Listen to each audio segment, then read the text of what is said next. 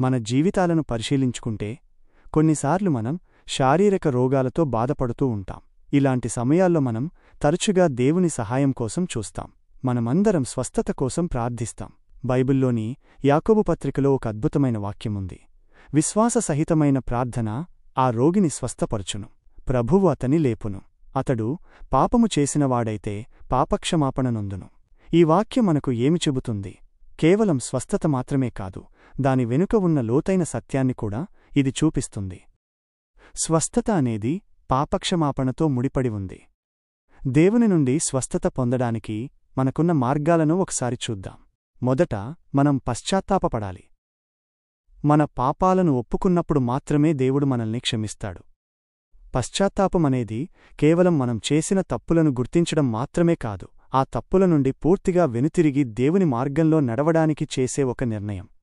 కీర్తనల గ్రంథంలో ఒక వాక్యముంది, దేవుడు తన వాక్కును పంపి ప్రజలను బాగుచేస్తాడని. దేవుని వాక్యానికి మనం విధేయులైనప్పుడు మన జీవితాల్లో స్వస్థత ప్రారంభమవుతుంది. రెండవది, క్షమించడం అనేది చాలా ముఖ్యం. మనం ఇతరులను క్షమించినప్పుడే దేవుడు మనల్ని క్షమిస్తాడు. మన హృదయాలలో కోపం, ద్వేషం లేదా చేదు భావాలు ఉన్నప్పుడు అవి మన శారీరక, మానసిక ఆరోగ్యంపై ప్రభావం చూపుతాయి. ఇతరులను క్షమించడం ద్వారా మనం ఆ బంధనాల నుండి విడిపించబడతాం. మూడవది, విశ్వాసం అనేది స్వస్థతకు కీలకం. మనం ప్రార్థించినప్పుడు మనం పూర్తిగా విశ్వాసంతో ప్రార్థించాలి. కేవలం మాటలు కాదు, మన హృదయంలో నిజమైన నమ్మకం ఉండాలి. దేవుడు మన ప్రార్థనలను వింటాడని, మనల్ని స్వస్థపరుస్తాడని మనం నమ్మాలి. ఒకసారి యేసు ఒక పక్షవాత రోగిని స్వస్థపరిచినప్పుడు, నీ పాపములు క్షమించబడ్డాయి అని ఆయనన్నారు.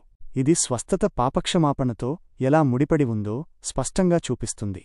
కొన్నిసార్లు మనం పాపక్షమాపణ పొందినప్పటికీ వ్యాధులు రావచ్చు. దీనికి అనేక కారణాలు ఉండవచ్చు.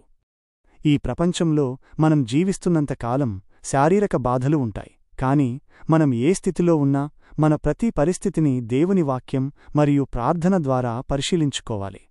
చివరగా, యేసు క్రీస్తు మనకు ఉత్తమ ఉదాహరణ. ఆయన శిలువపై మన పాపాల కోసం చనిపోవడం ద్వారా మనకు పాపక్షమాపణ మరియు నిత్యజీవాన్ని అందించారు. ఆయన దెబ్బల ద్వారా మనకు స్వస్థత కలిగింది.